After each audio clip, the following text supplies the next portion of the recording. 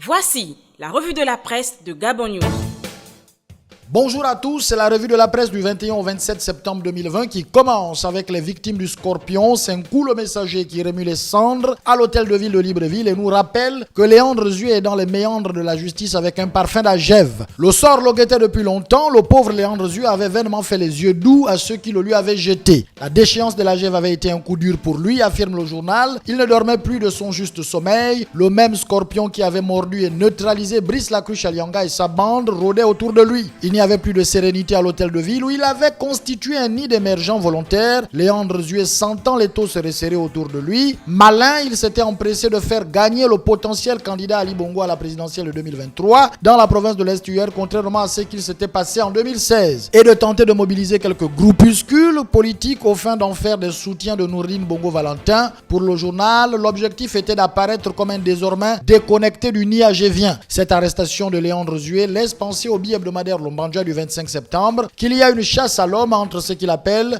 l'État Bongo et les fonds du PDG de l'Est-UR. Outre Léandre Zué qui fait l'objet d'un humiliant traitement judiciaire et médiatique sans précédent, il y a aussi le président de la Haute Autorité de la Communication qui est privé de son budget et qui a fini par attraper un AVC et se trouve en soins intensifs au Maroc. Et le dossier de Julien Corbecalé qui va bientôt s'ouvrir à la DGR, selon les sources du journal, qui se questionne d'ailleurs, est-ce la fin de la lune des miels entre le régime émergent de Libreville et les fonds de l'Est-UR? De Congo à Libreville en passant par Ntoum, ça pue la trouille. Le journal affirme que de Bongo père à Bongo fils, les relations entre la communauté fan et le régime ont toujours été compliquées. Omar Bongo, cité par le journal, disait d'ailleurs « Je préfère faire confiance à un bûcheron du Haut-Ogooué plutôt qu'à un pédégiste du Wellington ». Fin de citation. Le journal qui passe en revue toutes les humiliations subies par les anciens premiers ministres fan estime que Léandre Zué et Julien Corbecalé ont opté pour la politique de l'autruche. L'hebdomadaire dit avoir prévenu Léandre Zué après que Julien a été viré, mais il n'a pas cru à toutes les alertes. Il informe aussi que Raphaël Ntoutoumkogué, comme l'affirme un de ses proches, a été empoisonné. Léandre Zué est parti, Akasaga imprime déjà sa marque comme nous le révèle Matin Équatorial.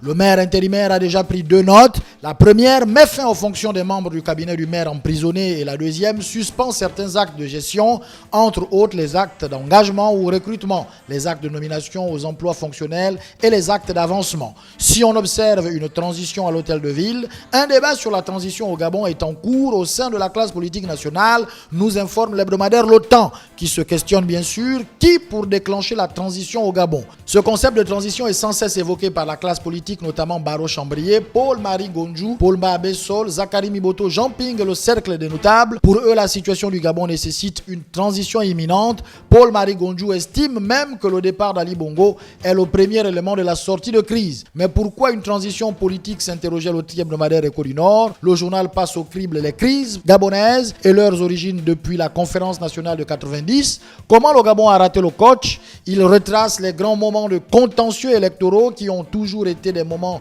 de non-respect du verdict des urnes. De Mbabé Sol en 93 jusqu'à l'élection d'Ali Bongo en 2009, le vainqueur n'a jamais été déclaré élu. Il estime que les dépositaires du pouvoir exécutif depuis le retour du multipartisme naviguent dans un déficit de légitimité qui plonge toute leur volonté supposée à la tête de l'État. Transition ou implosion, c'est l'interrogation de l'hebdomadaire La Loupe. Dans 2 articles en pages 4 et 5, le journal explique la nécessité d'une transition dans une période où le Gabon se situe entre l'enlisement et le chaos. La vacance tant souhaitée que nécessitée par l'échec de la gouvernance d'Ali Bongo Ondimba et sa situation sanitaire demeure le principal viatique pour exorciser les démons qui vampirisent notre République à l'arrêt. Le journal explique en page 5 que la transition qui est en train d'émerger n'a rien à voir avec la vacance du pouvoir qui, selon le journal, ne créera en rien la révolution politique dont notre pays a besoin. Et entre autres besoins de la République, on peut noter la transgabonaise que l'hebdomadaire L'Aube qualifie de nouvelle arnaque. Présenté comme la route qui révolutionnera la vie économique du Gabon, ce projet pharaonique